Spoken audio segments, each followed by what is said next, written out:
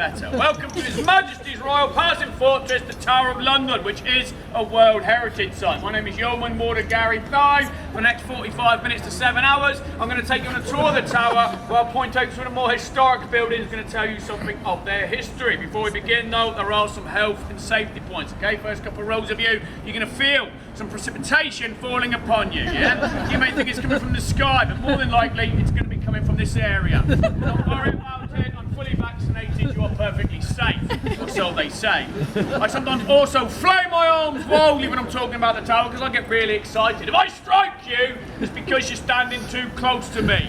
Come in closer. Now, folks, if you've got any children here today, yes, I can see a couple in the audience. Bad things have happened in and around the Tower of London. I will be talking about some of those bad things, sometimes in graphic detail. Now, your children will love it. But, if you are super sensitive on behalf of your child, then take them away now.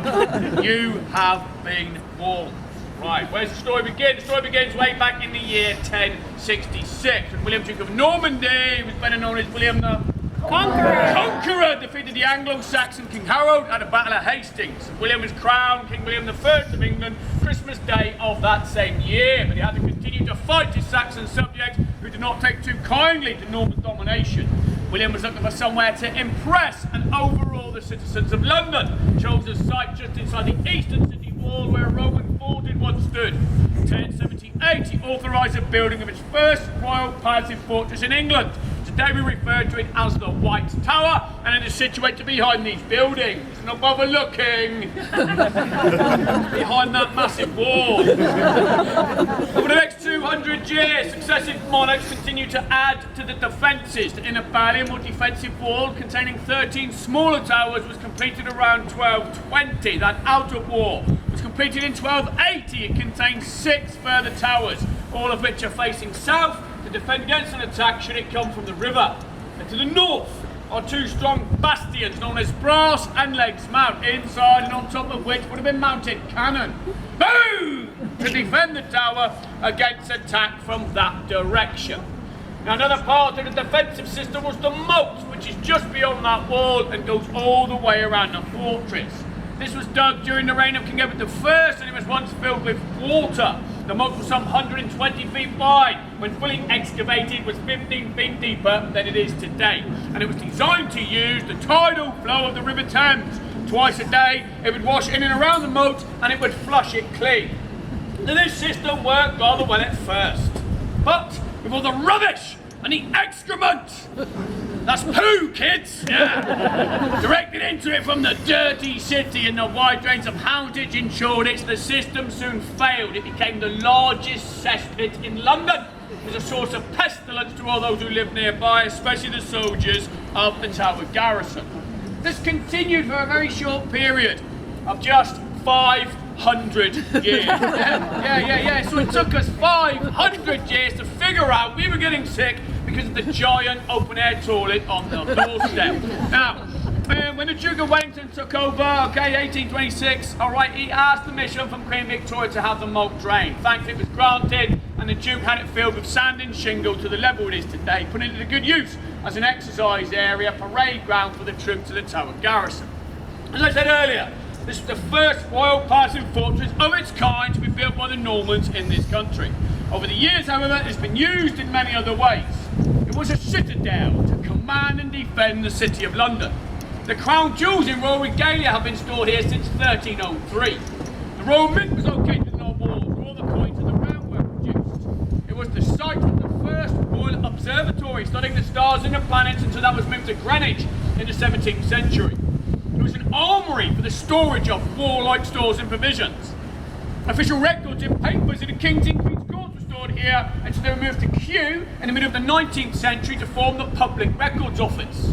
The royal collection of exotic animals and royal beasts were held here in the Royal Menagerie, or Zoo, until 1835, and they were all moved to Regent's Park to form what we now know as London Zoo. And yes, we did have lions, tigers and bears. Thank you.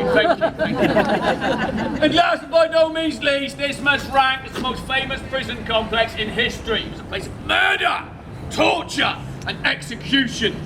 Talking of executions, there's a place that stands at the top of the hill. It is called Trinity Green, standing in an area known as Tower Hill. That was the site of numerous executions between the 14th and 18th centuries. Over the years, no less than 125 men of noble birth were to lose their heads up there by means of the flocking axe. The first victim was Simon Sudbury, Archbishop of Canterbury, who was murdered up there at the hands of peasants in 1381 for daring to introduce a poll tax. 7 years later was the first legal execution on Tower Hill. That was of Sir Simon Burley, Knight of the Garter. By remarkable coincidence, the last victim, 1747, was another Simon Fraser, the Lord Lovett, 80-year-old Scottish lord who supported the Second Jacobite Rebellion led by Bonnie Prince Charlie in 1745. There is anybody here called Simon? I'd leave now, Simon. Right, just for a moment, we're going to pause, okay? We're going to imagine the scene up there on a day of execution. Thousands of people would have gathered around a raised wooden platform, the scaffold, to witness the proceedings. There would have been much merriment. Alcohol may have been consumed. It would have been an action-packed, fun day out for the whole family. Yeah. Now the crowds, they would have been extremely loud and they would be jeering and cheering. They would want to witness this spectacle. Having delivered his final speech and said his prayers, the condemned man would place himself down, neck resting on a block of oak. He would then give a word or a signal, and the executioner would bring down his axe, hopefully beheading his victim with one stroke. The executioner would then pick up that severed, still bleeding head and hold it aloft for all to see. Special effects, folks. And he would loudly proclaim, "Behold, the head of a traitor, so die all traitors! God save the king! Hurrah!" Hurrah! Hurrah! Folks, do you remember that a good morning was a massive failure on your part? Do you remember that? Do you remember just now I said the crowd? Do you remember me saying the crowd? Nod at me if you remember. I said it, she'll be nodding, yeah? I said the crowd, then I did this. And it was like a sweeping pointing gesture, wasn't it? At you, the crowd. You see where I'm going with this? So the crowd, pointy. Then I said, be extremely loud, jeering and cheering, they would want to witness this spectacle. Do you remember me saying that?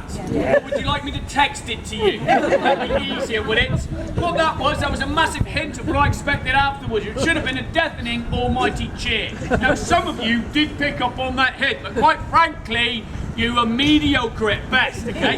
So we're going to try this one again. It's called audience participation. You're inside. You might as well try to enjoy yourselves, okay? So, we're going to try this one again. I'm going to do my speech about the head, then I'm going to do this, then you're going to cheer at the top of your lungs, aren't you? Yes, you are. Yes, you are. Now, you can just cheer, you can say hurrah, you can say God save the king. If there's anybody here from the United States of America, if you want to say yeehaw, I will not be offended, okay? So let's try it again. The executioner, pick up the seven still bleeding head, hold it off, or see loud again, behold the traitors, so all traitors. God save the king! Better. Then be impaled onto the pike, carried through the streets of London to London Bridge. In those days, it was the only bridge across the River Thames. Head would be left displayed above the gateway entrance as a sign of the fate that would await all would-be traitors. Yes, I'm pointing in that direction to London Bridge, because that's where you're going to find London Bridge. That bridge around the corner with the towers, that's right next door to the Tower of London. Strangely enough, it's called Tower Bridge. Now who could get the two bridges confused? Go to Arizona, you will find out. Meanwhile, the headless corpse will be taken down, placed into a small handcart, brought back inside the tower, quickly buried in an unmarked grave in the chapel hall of St. Peter ad Vincula. We're going to see that chapel from the outside a little bit later in the tour. Now, folks, what I'm about to do is called expectation management, okay? I'm going to manage your expectations. Are you ready for this? Yeah. The chapel's closed. You ain't going in there. There you go. Expectations managed, okay? There. Right, and I'll tell you why it's closed when we get up there, folks. Anyway, so, We're now standing in what's called the outer ward of the Tower of London, okay? And it means we're stood between the inner and the outer balliums.